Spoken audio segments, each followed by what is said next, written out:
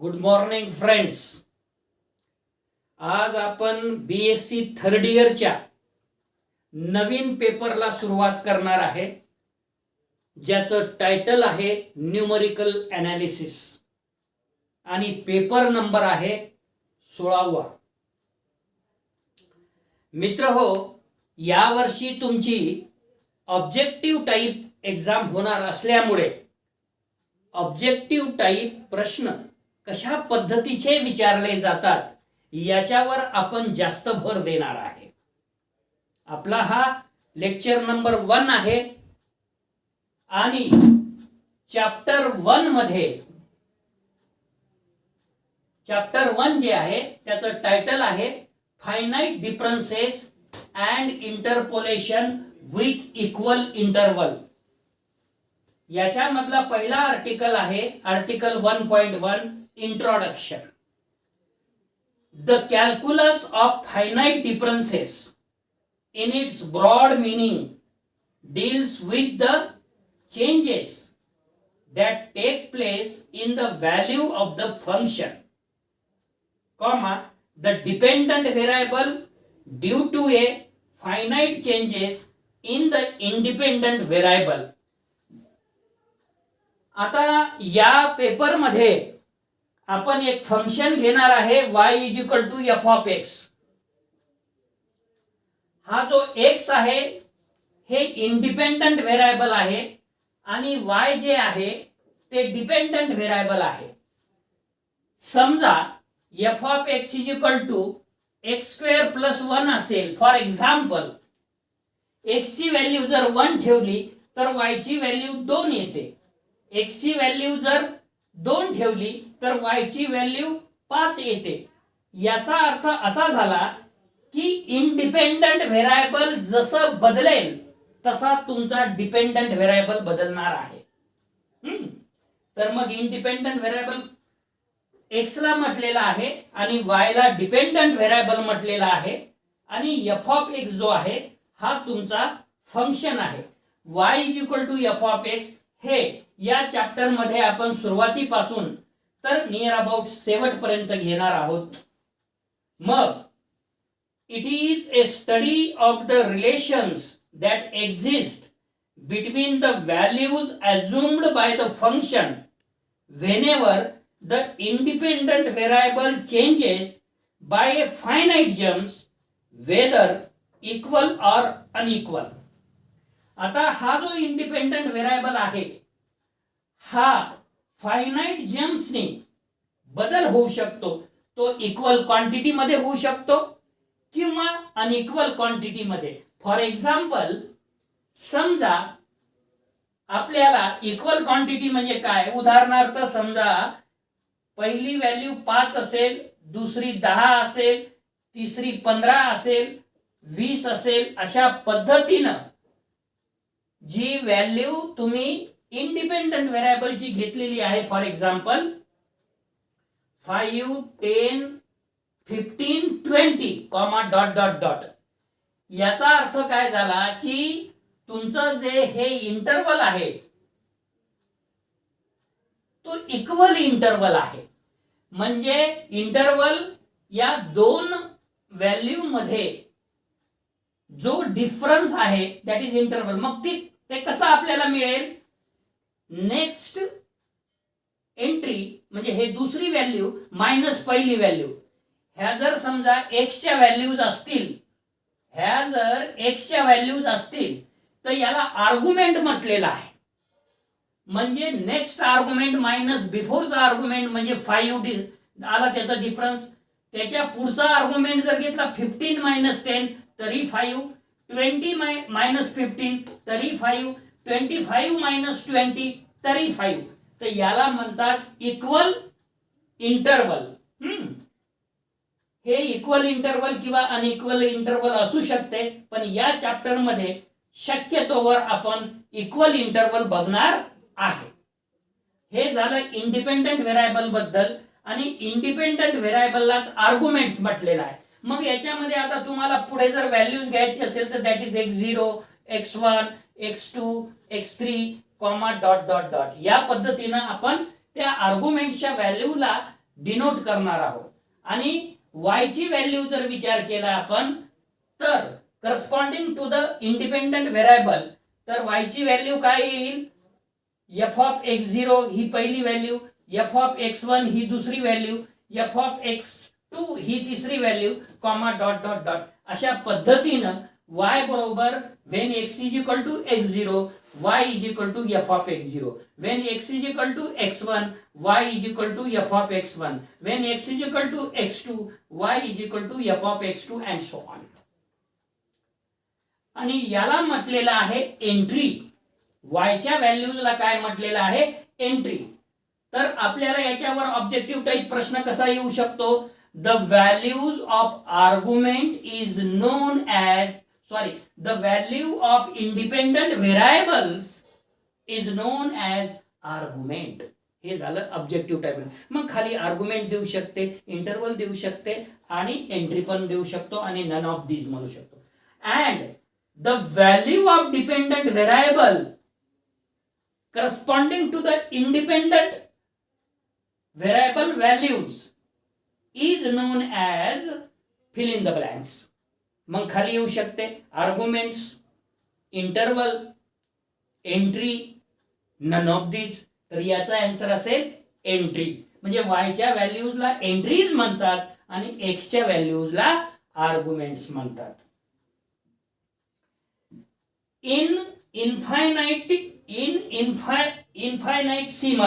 Infinite सिमल म्हणजे अतिसूक्ष्म, micro. Calculus we study on the other hand those changes which occurs when the independent variable changes continuously in a given interval. आता interval कशाला म्हणतात हेही तुम्हाला कळालेलं आहे. हा जो आहे तो इंटरवल आहे. ओके, इथं याला शब्द म्हटलेला आहे इंटरवल ऑफ डिफरन्सिंग, ज्याला डिनोट केलेला आहे small H.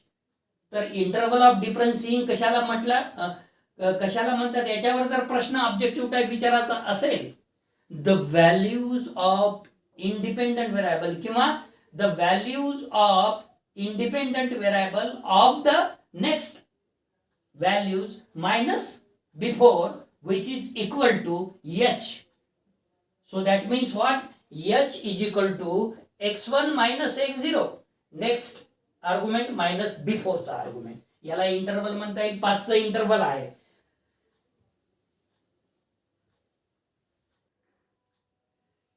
In the present chapter we study the variation in the function when the independent variable changes by equal interval. या चॅप्टर मध्ये आपण विशेषतः ज्या व्हॅल्यूज आहे एक्सच्या ते इक्वल इंटरवल मध्ये आपल्याला दिलेल्या असतील हे बघणार आहे. Next article 1.2 differences. हे तुम्ही 12th स्टँडर्ड मध्ये याची ओळख झालेली आहे तुम्हाला डिफरन्सेसची.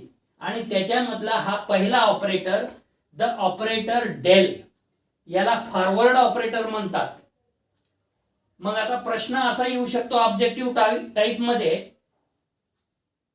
The operator del is known as fill in the blanks मध्ये A backward operator, B forward operator, C nabla operator, D none of the this. So this is the forward operator. Consider the function y is equal to f of x and f of x is given to be sin x degree. The value of y corresponding to any value of x can be obtained by substituting that value of x on the right hand side of the equation. Right hand side in the sense y is equal to sin x degree. साईनची जर value 0 degree असेल तर sine 0 degree is 0.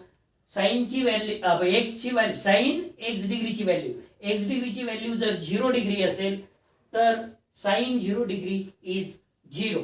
Sine 10 degree is equal to 0.17365 and so on. अशा पद्धतीनं तुमच्या values बदलेल जे की इथं दिलेल्या आहेत. जे की राईट हँड साइड मध्ये आपल्याला काय दिलेली आहे, for example x degree sine x degree.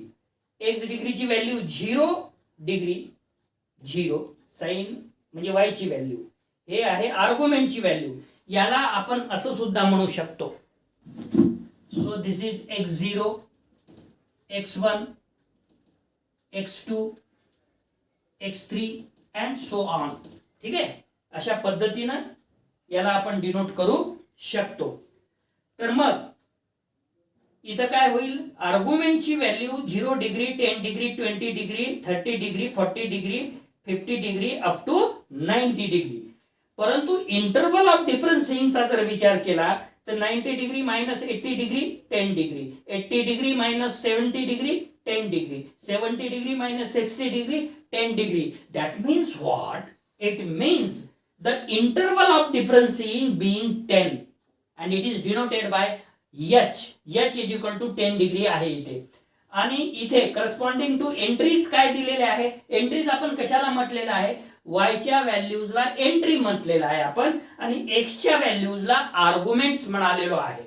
तर मग एंट्रीजच्या values, when x is 0 degree at that time y is 0, when x is 10 degree at that time y is 0.17365, when x is 20 degree at that time y is equal to 0.34202 and so on. अशा पद्धतीनं x is equal to 90 degree, y is equal to 1.00000.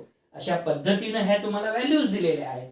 Now suppose that instead of numerical values of x differing by 10 degree, we have the following conjugative values of x differing by h.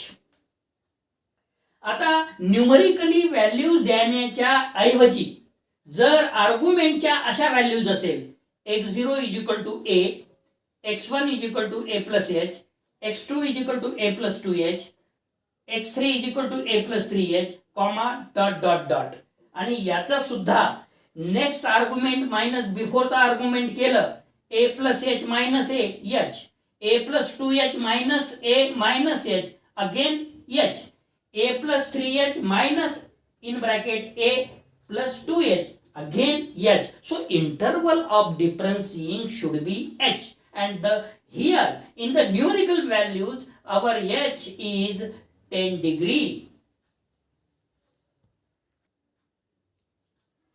The value of y is equal to f of x corresponding to these values of x are. आता आपल्याला already माहित आहे की values of y is equal to entry, the values of x are arguments.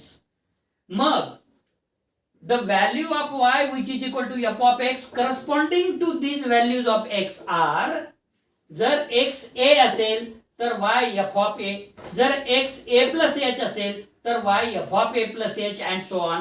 म्हणजे y च्या values कशा मिळतील तुम्हाला, जर x च्या values a, a plus h, a plus 2h, a plus 3h, comma dot dot dot, तर y च्या values मिळेल f of a, f of a plus h, f of a plus 2h, f of a plus 3h, comma dot dot dot.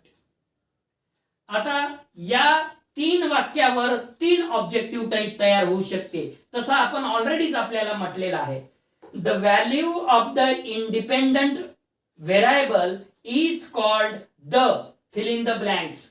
खाली येऊ शकते A entry, दुसरं interval of differencing, तिसरं argument, चौथं none of दिस. तर याचं उत्तर असेल आर्ग्युमेंट. किंवा याच्यावर असं आन्सर म्हणजे ऑब्जेक्टिव्ह टाइप येऊ शकते, the value of the fill in the blanks is called the argument. Dependent variable, independent variable, constant, none of this. So independent variable. 2 प्रश्न करता आले आपल्याला. Now and the value of the dependent variable corresponding to that argument is called the fill in the blanks. त्याचं B option तुम्ही देऊ शकता खाली, argument, entry, interval of differencing. तर त्याचा करेक्ट आन्सर एंट्री असेल. किंवा याच्याच वर अजून दुसरा प्रश्न असा येऊ शकतो, the value of the fill in the blanks corresponding to that argument is called the entry. Dependent variable, independent variable, constant, none of these, dependent variable त्याचं उत्तर असेल. याच्यामध्येच तुम्हाला तिसरा प्रश्न असा बी येऊ शकतो, the value of the dependent variable corresponding to that fill in the blanks is called the entry. Argument त्याचा आन्सर असेल. अशा पद्धतीने आता next, the difference between the consecutive values of the independent variable is called the fill in the blanks interval of differencing. हे त्याचा option असेल. मग दुसरे दोन ऑप्शन वेगळे असू शकते, may be argument, may be entry, may be none of this, may be all of the above. So उत्तर असेल त्याचं interval of differencing. Interval of differencing कशाला म्हटलेलं आहे आपण? इंडिपेंडंट व्हेरिएबल च्या डिफरन्सला. मग इंडिपेंडंट व्हेरिएबल म्हणजे इंडिपेंडंट व्हेरिएबल एक्स आहे, एक्सच्या व्हॅल्यूज आहे a plus h, a plus 2h and so on. A plus 2h minus a minus h म्हणजे एच, याला इंटरवल ऑफ डिफरन्सिंग म्हटलेलं आहे. A plus h minus h again h, याला interval of differencing म्हटलेलं आहे. तर मित्र हो, अशा पद्धतीनं तुम्हाला या वर्षासाठी ऑब्जेक्टिव्ह टाईपचेच प्रश्न असणार आहे आणि एक्झाम होणार आहे. त्यामुळे आपण याच्यावरच भर देणार आहोत. आज आपण इथेच थांबू. धन्यवाद.